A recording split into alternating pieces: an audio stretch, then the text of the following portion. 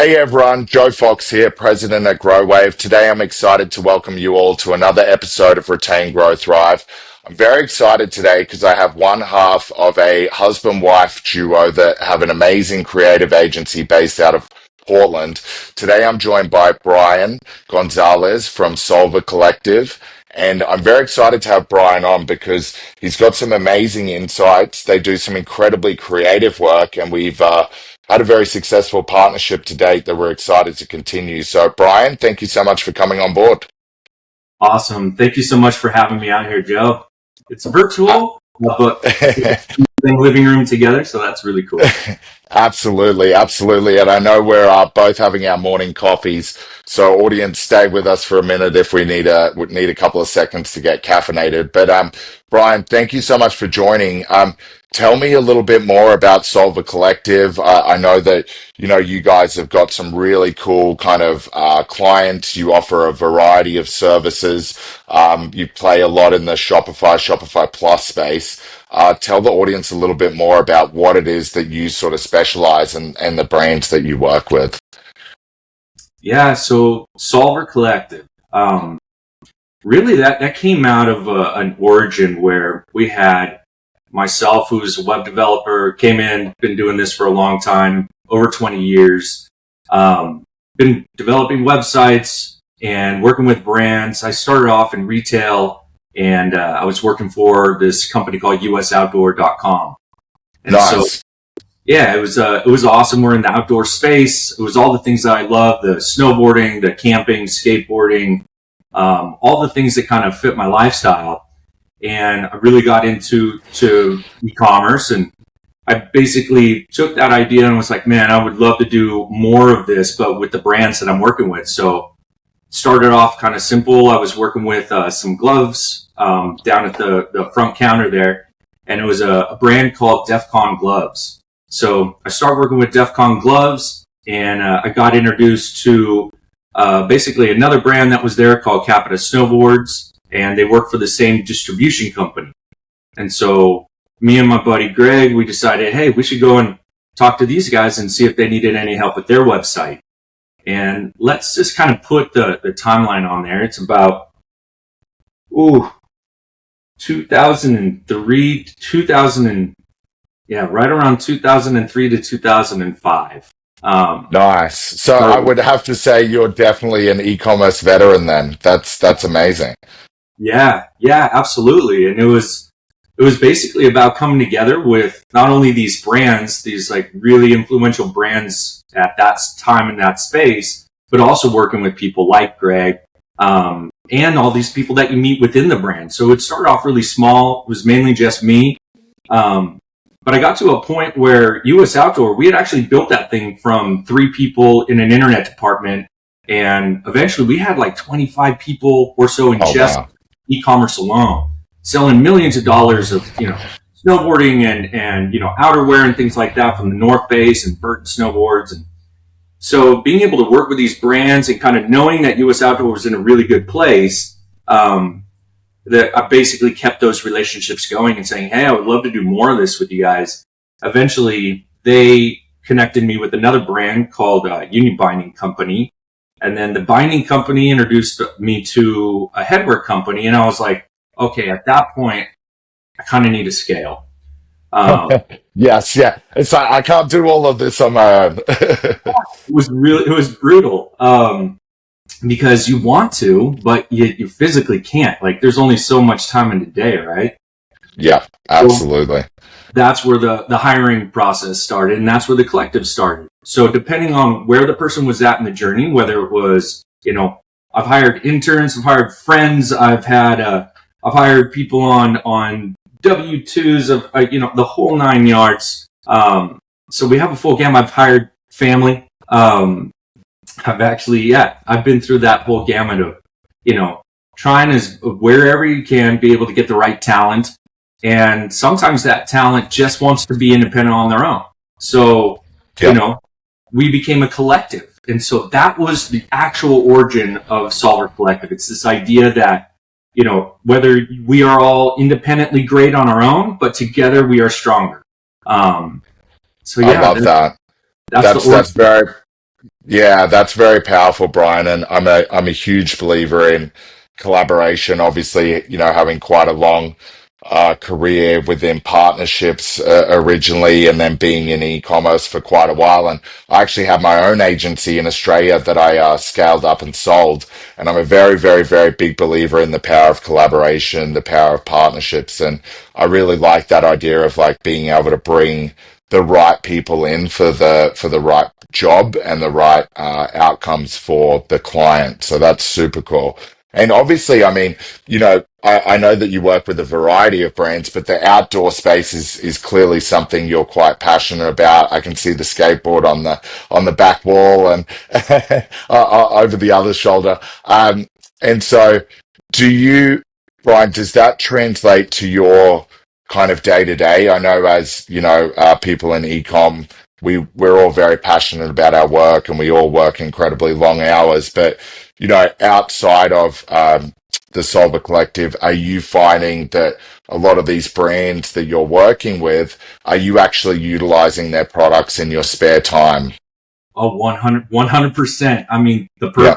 perk of the job is that, we are helping these brands every day, whether it's a go to market strategy or maybe it's something as simple as just making a beautiful graphic. Um, Hmm. but that at the end of the day, we are all there to celebrate this product. Usually it's a snowboard that they've created or the glove that they created or a line of apparel or bags or something.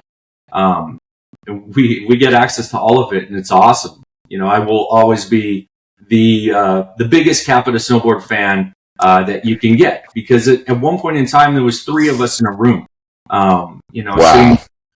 kind of moving the needle, and then eventually the company gets larger, and to be able to have that opportunity to sit on those ground floors and be able to help direct a company and yeah, it's magical. And so when you're living out here in the Pacific Northwest, in USA, by the way, because we probably have a really diverse audience here, Yes. Yep.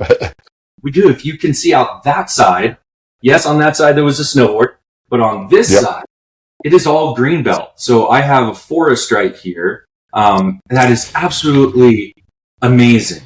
So we have fishing and snowboarding and hiking and surfing at the Oregon coast. Actually, there's a surf competition that's happening right now in Pacific City, which is one of the most beautiful beaches. Oregon coast beaches are like almost nothing else. An absolute gem. So we've got all this amazing stuff, all for the outdoors, and yeah, we use the products all day long. So yeah, we go fishing, we go snowboarding, we're using the apparel. Yeah, it's a real pleasure, and I'm thankful to be able to like live in that space and be a part of that activity, and also helps us bring back to the brands that we're working with. We know what we're talking about because we use it. Yeah, I love that. It's very hard to beat that level of authenticity, right? Like actually being really big advocates of a brand and then helping them to grow it. I think that's such a kind of grassroots approach, and I really, really love that. And second to that, it sounds like I'm going to have to visit you up there sometime because that sounds beautiful. I haven't spent much time up there. I think I've called past there once on a layover flight at some point, but absolutely from the sky, it looks beautiful. And I think, to your point, there's so much diverse landscape there and perfect for the outdoors. I'm a very avid hiker, so I'll definitely be up to visit at some point. I'd love to chat, Brian, a little bit about, as you are an ecom veteran. I've had some other, really, sort of start at the very beginning of e-commerce people on the podcast. But I also have had a lot of agencies that have only been around for, 3 to 5 years. So I really want to kind of dig into that for the audience. And I think it'll be really cool because a lot of the audience, as I mentioned earlier, are our customers, but we also have a lot of our partners watch this. So I'd really love, to approach this from two different angles. One is, what do you see as the biggest? I mean, I know there's been a lot of changes that have happened during that period of time, but what do you see, having your knowledge and experience of what has happened in the past with e-commerce? where we're at today, what do you see as the biggest changes coming for merchants in the future with e-commerce? Um, it's probably this idea of omni-channel is really, it is where we're at. We have so many different places that we can sell from. You can actually see, like, I have a little POS system that's over here, and Yes. it's because that's just one channel for me to go and sell at. Yeah. It's one area. You can have a pop-up, you can have a trade show event, you can have your retail, your warehouse, you can have 5 different stores in Portland. You can have your Instagram shop, your TikTok. Like, all this stuff is happening and it's exploding. Like, you should see the amount of sales that come through TikTok, or like being able to really leverage those beautiful posts and the Instagram shops, and just seeing all that come together. Like, another huge reason why I love Shopify and just that unified commerce experience. It is absolutely amazing to see, and it's only going to get bigger. We don't even know it's Yes. not here yet. Like, it's about to happen. Yes. So we're on the precipice, like, constantly, and to be a part of that, always exciting. Always exciting.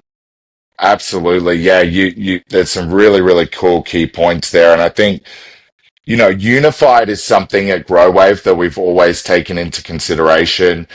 We've worked very closely with the Shopify POS team on developing our POS product to be really, succinct and powerful and create that omni-channel and unified. So I personally am a very big fan of that, regardless of whether it's from a Growway perspective or a personal perspective. I think creating that ideal customer experience, no matter where someone shops, is really key for brands. And I think, to your point, at the time of publication of this, our TikTok integration will be live. We've spent a lot of time with the product team over there, getting that to be a little bit different than our competitors, because we saw some ways that loyalty and reviews could be done very well through TikTok. So I'm very excited about that. But, to your point, I think also with the rise of AI, that is then going to be part of this omni-channel experience to a degree as well, right? Like,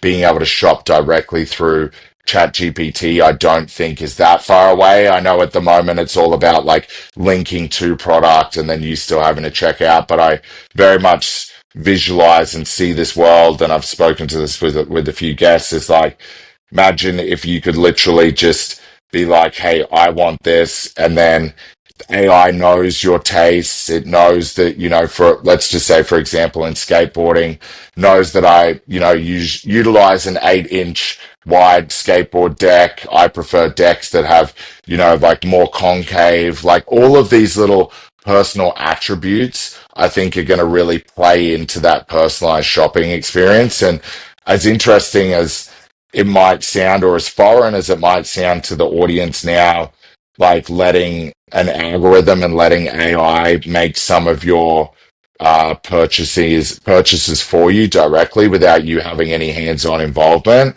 I really think that we're leading further and further into that.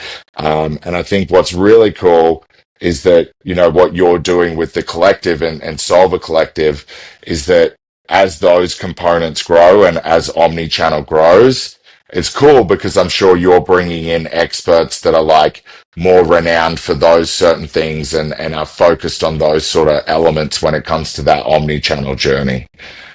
Yeah. Yeah. I mean, I'll tell you, Joe, we, as much as that collective, as much as I would like to say, yes, I bring in those experts, for the most part, it's really just the 5 of us. And I think the experts kind of come in where we know that there's somebody who's fantastic at something. Let's just say it's an illustrator.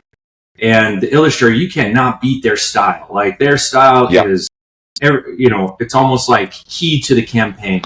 And so, yeah, we absolutely bring them in. It also depends on how people, like, within our own group want to engage with the company. Like, we, in a sense, are we're there to be an agent of their talent. And, I mean, we are definitely stronger than we are alone. So that's the best part. But to go back into this theory of like AI and selling and where we're going with that, yeah, we have so much that we are like watching in front of our eyes be changing. And so whatever we're even seeing now is constantly shifting. It's going to be really exciting. Where I think we were a little bit early for, let's just say, for capital. We were going to be using, we had explored some AI that we were going to use to help people pick out a snowboard. And for us, it's really important that somebody goes in, especially a brand that's really focused on core. So our audience is core. They go to a core retail shop. That was the experience that we were used to before this whole, e-commerce really kind of set in and B2C. And so a consumer would come into a store, you would get lined up, and somebody would say, hey, let me show you a couple of these things. And, the thing was, most of it was based on what we had in stock. Maybe it was, we just looked at them. We've got certain things that we can instantly judge and assume. But it was also about how we communicated with that person.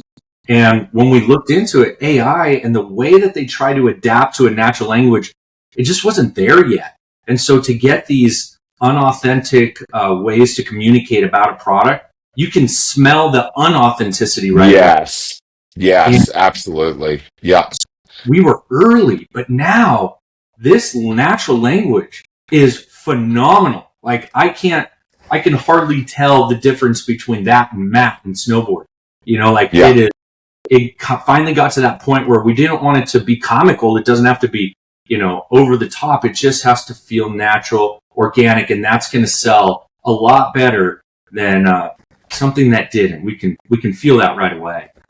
Yeah, absolutely. And I think, when it comes to products, like snowboarding, and I only know this from, my youth being really, really big into skateboarding. And I was lucky that I have friends, back home and in the US who kind of went in a professional direction with that skateboarding career.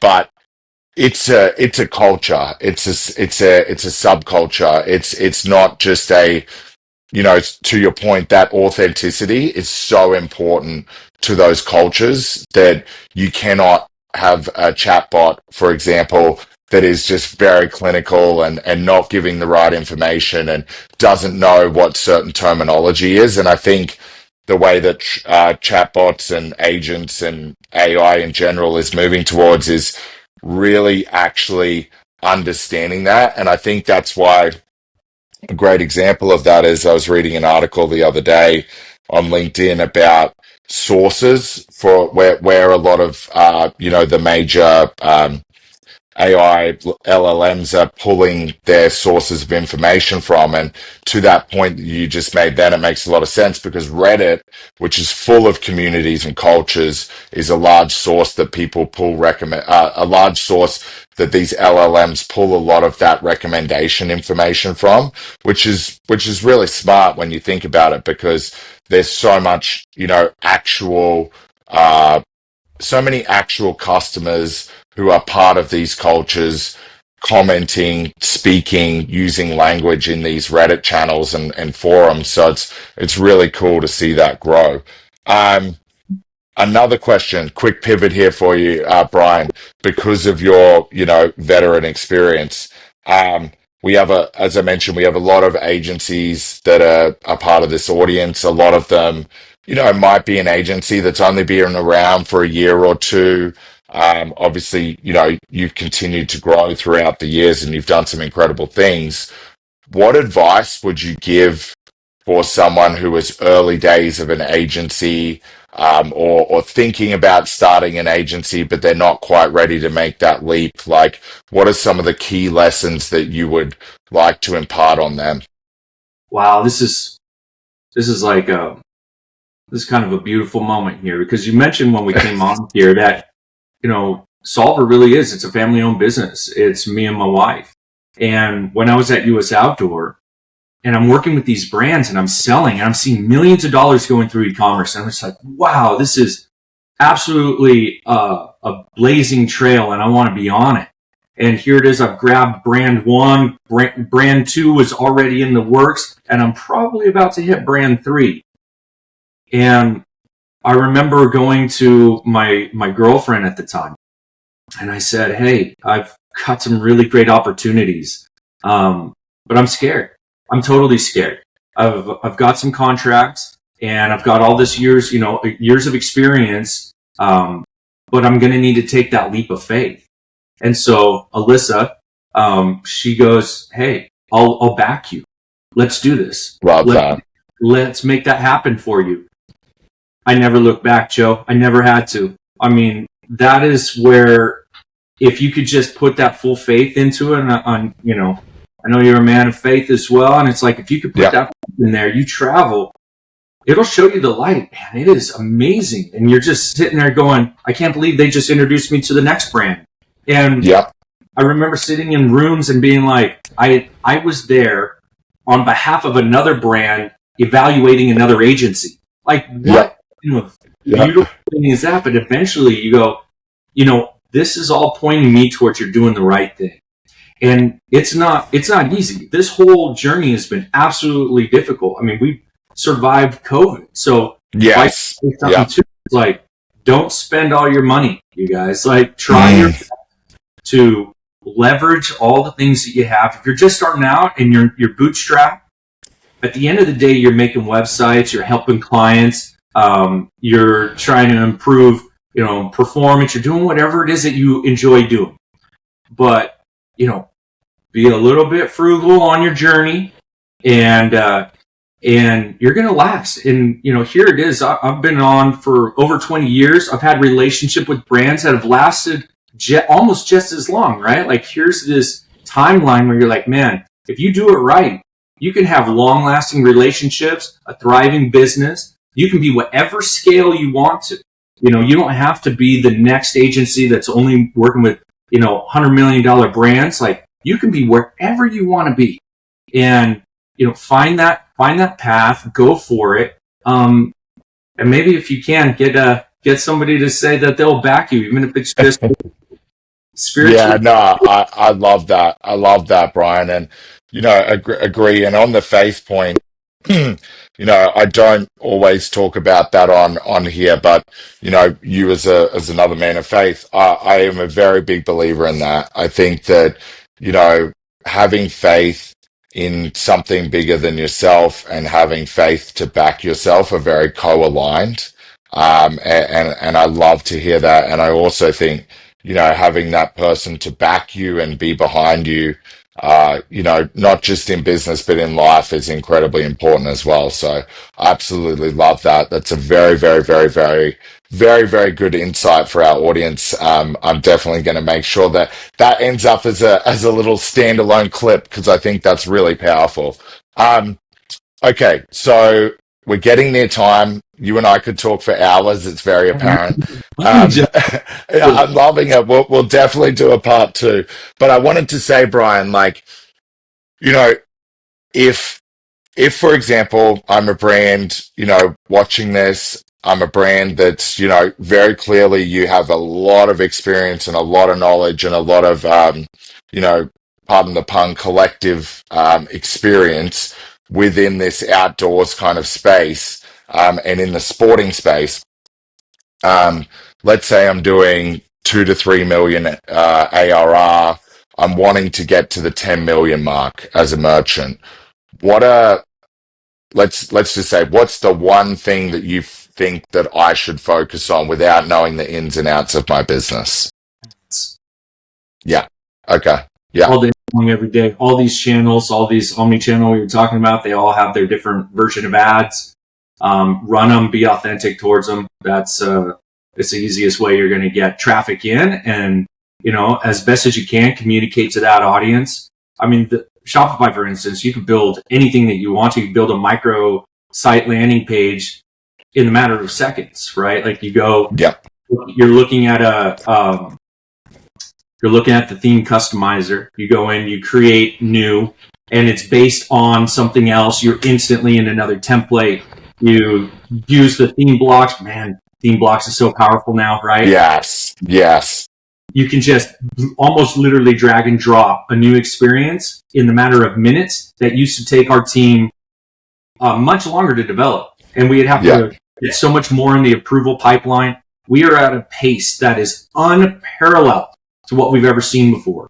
So move fast, move fast, and you'll definitely make that revenue, especially if your product is good. And I've actually seen some product that hasn't been that good. And at the end of the day, some of it was like, it was a bit of a push. You go out to the masses and it works. And then once critical mass happens, it is a beautiful thing. It's a powerful thing. Absolutely. No, this is great. This has been such a powerful conversation. I'm sure the audience, are loving this. And I think there's been so many valuable insights, from you, Brian. So thank you. Brian, where can people connect with you? If someone, like, as I said, if a, audience member wants to connect with you, say they're one of our clients, obviously they can connect through our partner portal, but is it best to connect with you on LinkedIn or send you an email, or what's the way you'd like to connect with the audience? Sure. I really love LinkedIn. I'll just say right now that I was one of those people who never found the true value in LinkedIn. Almost everything that we've done has been through a network referral. Yeah. It has been one of those moments where it's like, once I started to understand about LinkedIn and find where that culture was at, it really made sense to me. And I absolutely love it. I love being part of the conversations. I love being able to post some of my own explorations that I'm going through. I also run a local meetup group here in Portland, 2 of them actually I help co-organize for. Oh, nice. Yeah, the PDX Shopify meetup group, and the e-commerce Portland. And so these are really thriving communities. That's where we get to post our information about events there. But if you want a really quick, simple dialogue, LinkedIn is great because you can actually hit me right through the DM, and I'm usually seeing every day, every couple of days. Honestly, I'm pretty nose to the grind for a lot of times, so I might not be in it all the time. So I really do hope that people come and check us out at solvercollective.com. And Solver Collective, there's a little bubble that we have on there, like a little video bubble. And if you click it, you can actually leave us a direct. I saw that. I really like that. I like that. That was, it's the first site that I've seen that on. So I love that. That's ingenious. I honestly, in saying this, I'm going to get some inspiration from you. I'm actually going to go back to our marketing team and suggest we do the same, because I think that is incredibly powerful. It adds this level of, instant human connection. I thought it was really, really cool the way that you introduced it. I love that you had your branded swag on. Very, very, yeah. I'm gonna have to get one of those, by the way. But yeah, I really, really like that. I think that was a very, very, very cool human interaction, human touch. And as I said, that's the first site that I've seen that on. So, great work on that. Thanks. No, that's exactly what we wanted. We try to reduce as much as we are in the matrix. We try to reduce that whole theory of, we're humans, not robots. And so, you can leave us a video message, an audio message. If you prefer that, you're just on the go. You can leave a text message all right on there, and it goes directly to, it goes to the dashboard, but it also gets directed to my phone. So I get it right away. And that's a really great place to get a hold of me.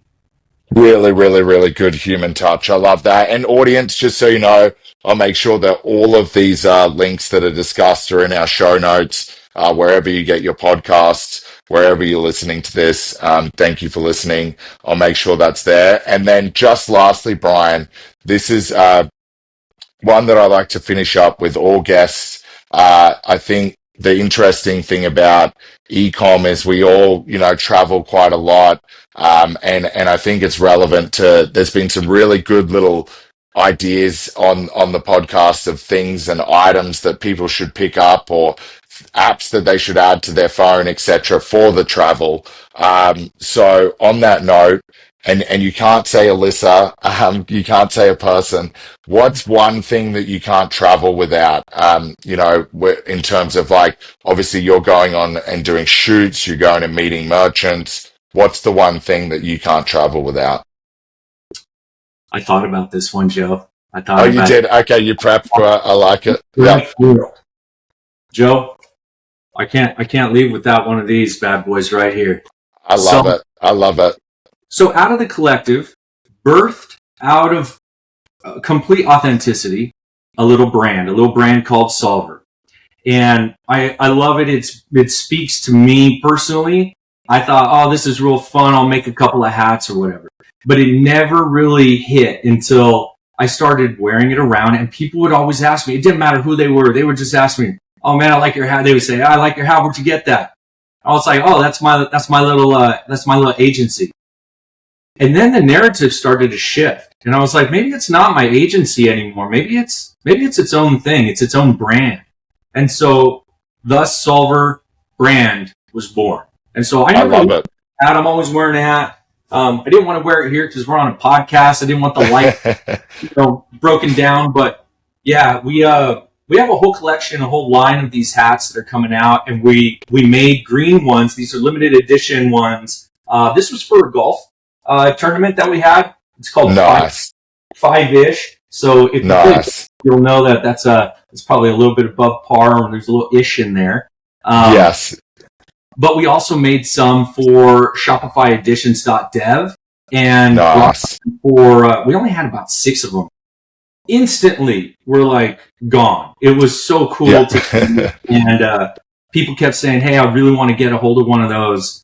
So if I missed anybody out there, I wanted to offer this, Joe, if that's all right. If anybody Yeah, wanted, of course. Of anybody course. wanted to hit me up, you can go to solvercollective.com. Go check out our website. Go look at a case study. Maybe go and visit the portfolio. But if you want to, use that little video bubble and send me a message and say, "Hey, Gonz, can you send me a discount code for one of those hats?" I've got a whole lineup. And then, Joe, we've got something real special in the works. I'm not going to say what it is, but it's really special to me. It's actually the origins of our icon. And so I'm excited to do that with the entire audience out there, too. Some you probably weren't expecting to get at the end of this podcast show, but that's what I would like to give back. I never without a hat. So, grab yourself one, grab yourself 5, and wait to expect to see that little extra special gift. So hit me up, ask for a discount code. I'll hook you up.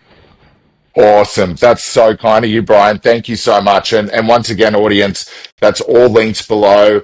As soon as you get to the Solver Collective website, you'll see that video pop up. Super impressive. Like I said, we're going to emulate that. So I appreciate the free consultation on that one. But look, Brian, thank you so much for joining us. We will definitely do a part 2 of this.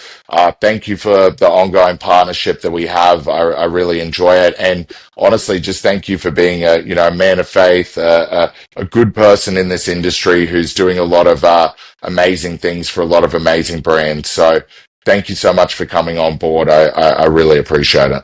Hey, can I give 2 seconds to just give you guys some flowers? I'll just tell you this. The partnership. Audience, thank you so much for tuning in to another episode of Retain, Grow, Thrive. That was a fantastic episode with Brian just now. And as I mentioned, all of the links that we discussed will be in the show notes. Really appreciate, as always, you tuning in to these episodes. That it means a lot to me. We're seeing nice, steady, slow growth. It means a lot to me that you take the time to watch these. It means a lot to us at Growave. So thank you again. If there's any guests that you would like to recommend, feel free to comment below, shoot me an email, shoot me a message on LinkedIn. Also, if you're not connected with me on LinkedIn, please feel free to. Joe Fox, I'm the only one on there that is the president at Growave. Thank you so much, audience, and see you again for another episode of Retain, Grow, Thrive shortly.